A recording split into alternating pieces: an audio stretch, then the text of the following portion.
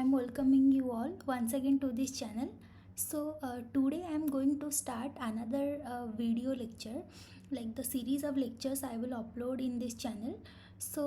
This will be based on some kind of coding language. So, I will start first with Fortran. So, as we know that coding is now essential for all of us, because without coding we can't install computer to do something. For that we need any coding language we have to learn. So I will start the basic sessions for Fortran. Let's start. Let's go to the presentation mode without making any delay. So I am opening my presentation. So uh, so the Fortran programs we will start today. So I am starting the video lecture. The lecture number that I have given, this is a tutorial 0, because here I am not going to tell anything else. Rather I will tell what is compiler and how to install Fortran in your computer. Let's go. So as we know that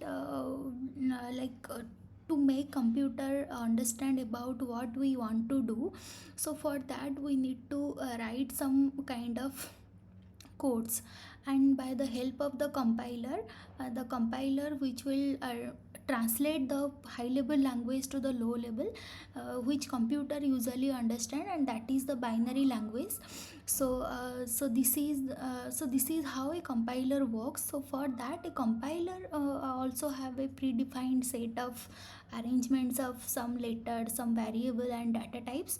So that's how we have to write this kind of language in a separate format. So this format is different from C to C++, and also for Fortran, Python it is different, but it is almost same. Some data types or some kind of uh, predefined keywords are different, but the logic and everything is same for all the uh, for all this kind of coding language. Next is how to install a compiler.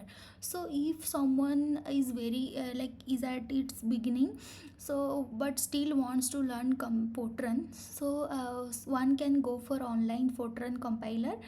Otherwise, if you have your Linux system, then we just have to do this command, like sudo apt update and sudo apt install gfortran. So it is freely available, and after doing this doing this thing, we can also see like which version of the Fortran we have installed. That we can see by this gfortran version.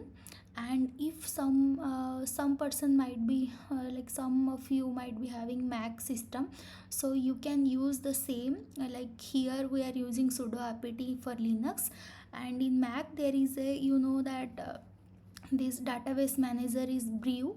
So you can install first homebrew, and from homebrew you can install GCC, and also you can check the Fortran version by using the same command.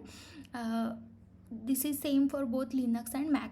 And here is a online GDB platform which is also providing a tool, providing so many different programming codes, and like to interface to code your work.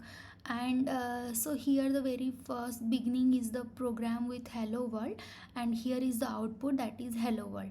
So this way we can try to use any kind of compiler whatever you want, either online compiler, or you can also install it in your system. And so yeah, this much for today. This is nothing, just a introduction that I am going to start this Fortran coding sessions after. So yeah, thank you, and bye bye. And also one thing I can show here, that I have also installed Fortran in my Mac system.